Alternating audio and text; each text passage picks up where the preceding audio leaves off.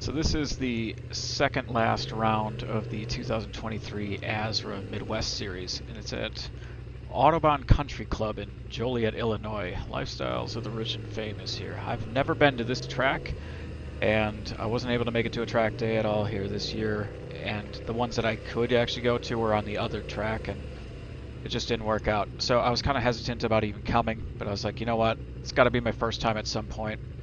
Might as well be this time. So there's very few people with even videos about this place out online, so the couple that there are, I tried to memorize them as best I could, and this is going out for first practice right here, and I was really hoping to follow somebody, and it turns out that wasn't going to be the case. So in this practice, I'm going to be going completely by what I've seen on the 5 videos on YouTube. I don't know, whatever. Gotta figure it out at some point. So this is on the 3rd lap, and now we're in turn 2 here, which I never figured out. A bunch of them I never figured out, but I never figured out turn 2.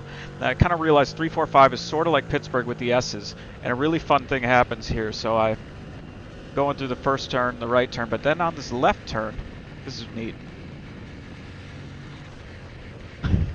I just drove right up into the candy cane to, I guess, see how tall it was. And I can't believe I didn't crash. But that actually gave me a whole lot of confidence that motorcycles don't want to just fall over. So this is the start of the Ultralight Superbike race. So in practice 2 or qualifying, I ended up getting like a 13.9 or something. I actually felt pretty good about that. The ULSB race isn't terribly exciting, but I'm going to go through like the first lap and then just the finish, and I'll get to GTL. I only did 2 races this weekend. I don't bring the revs up near enough.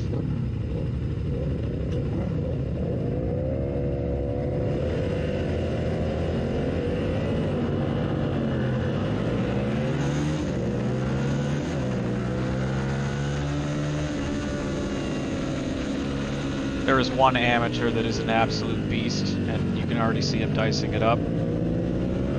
He crushed every race he was in.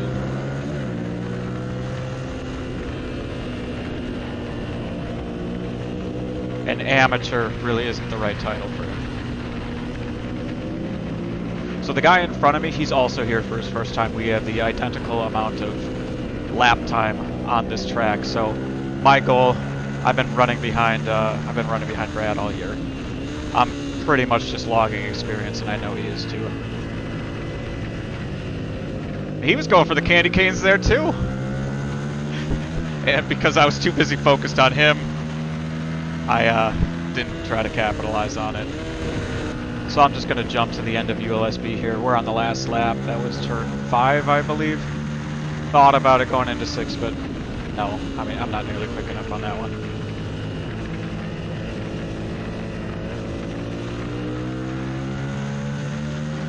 Still working out the shifting issue. It becomes a major issue in turn 8 and 9 here. Going to GP shift would make a major difference.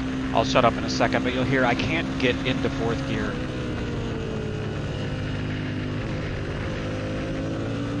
But right about here, I'm wanting to get to 4th gear, and I can't do it till I straighten up. And then we're coming up to the checkered flag, and that's the end of ULSB. I think I took 3rd out of 5 in that race. So this is my second race, my last race of the day. This is the GTL race, the long race, the 25-minute race, though I feel like they actually cut this thing short to like 20 minutes because I thought I'd go like a lap or 2 longer. Getting ready for the start, I keep reminding myself I'm using this thing as a glorified practice session. I just want to log laps. I just want to give myself something to think about when I'm sleeping during the off-season. Now watch this start by Kartik. It's fucking awesome.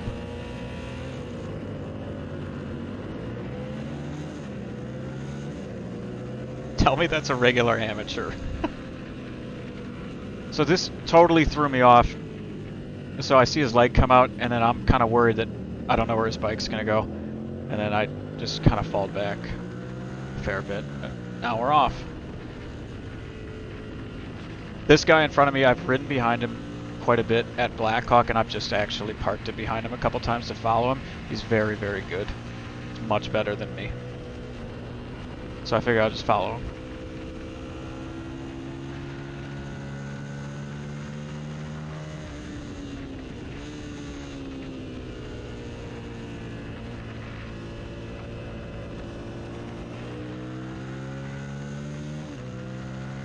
then I get the advantage of an extra 20 horsepower, so let's keep going.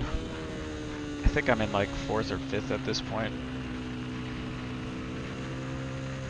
But it really doesn't matter where I am, because I know I'm not bringing home any plastic hardware from this one. Just want to log some laps. So I think the the one in front of me is the one that I want to stay with, where both of us are on our first day. I want to catch up to him. He leaves me every time we exit turn 8 and 9 for that front straightaway, because I'm just not grabbing a gear. I'm losing so much time from it. I keep telling myself to wait to turn in on this turn 3, and I don't do it. And it throws off 4, which throws off 5. And what I've been told by talking to people at the track is that turn 5 is so important, because it's you know, it has a long run after it. So that straightaway, this is where you can make and break a ton of time. And by not hitting turn 3, I end up screwing up turn 5 on pretty much every one of these. Now you end up getting into a little bit of a rhythm after a while. You know, once I get by myself and I'm not looking at other people, I'm just trying to focus on my own riding, I start to get into a bit more of a rhythm and I can hit it more consistently, but that was a struggle all day. This is my favorite turn on the track. I think that's turn 7 before I come back to this 8 and 9, where I keep trying to figure out how am I supposed to shift in time, because I'm not sure how to do it. I'm just blowing my engine up. There's a false neutral.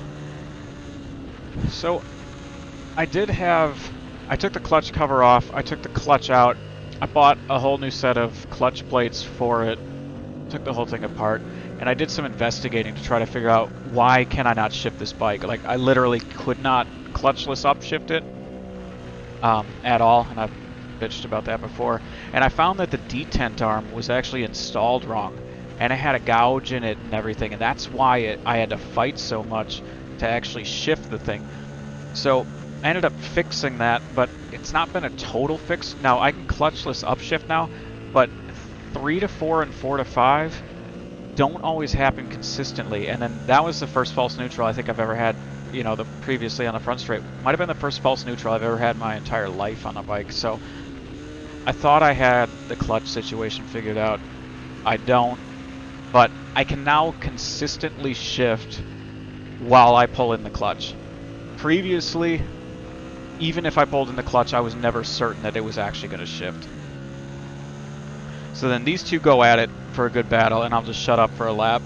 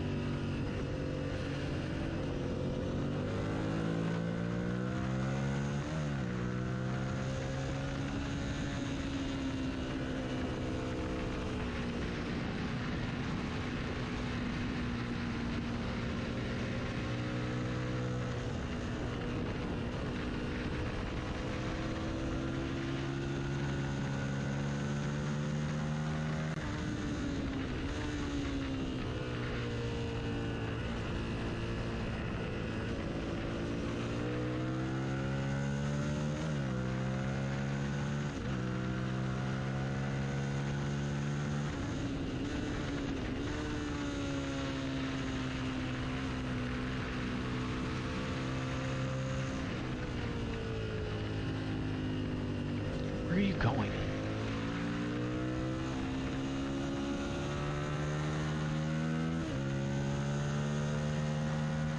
So these two go at it for like 2 laps.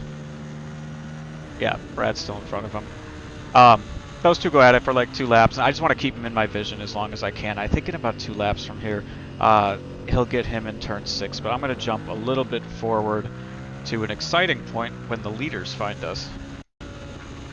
So I just jumped ahead about 10 laps. I had lost a bunch of time and made up a bunch of time, and now I'm back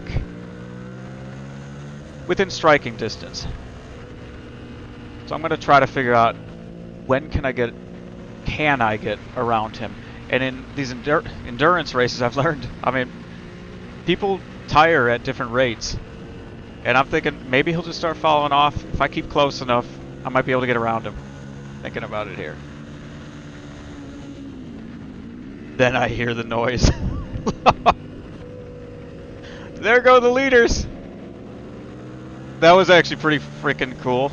I mean, it sucks to be that bad, that you get blown by that bad, but glad we didn't interrupt their race too much. And then I know both of us are going to try like hell to stick with them just for as long as possible, but they're lapping probably 7-8 seconds quicker a lap than we are. So both of us, he ran a 12.91 and I ran like a 12.914 during this race. So I'll just jump to the last lap, see how close I can get. I guess I'll just jump to what looks like turn 6? Yeah, 6 on the last lap.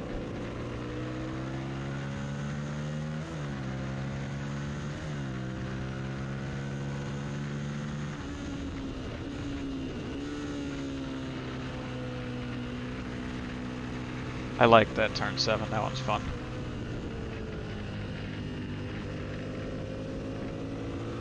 I just keep trying these like alternative lines through 8 and 9, thinking it's going to help me somewhat. It doesn't.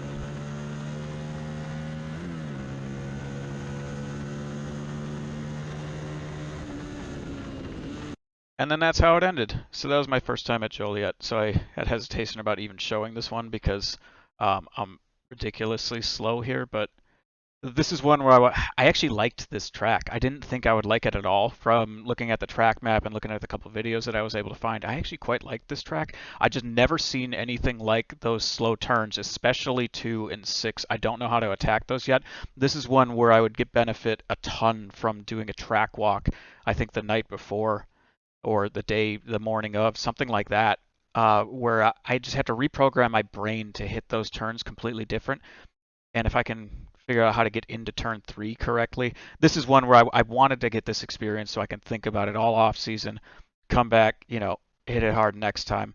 I ended up finishing with that like 12.94. I mean, this is one where I would be disappointed in myself if I don't get under 12.10 next time. Glad I did it. Not thrilled with how I looked out there. I looked every bit the part of an amateur, but racking experience, and I feel like I've got something for him at Blackhawk, actually. A couple weeks from now, I actually feel like I got something for him at Blackhawk, so. Alright, you watched this far. Thanks for watching.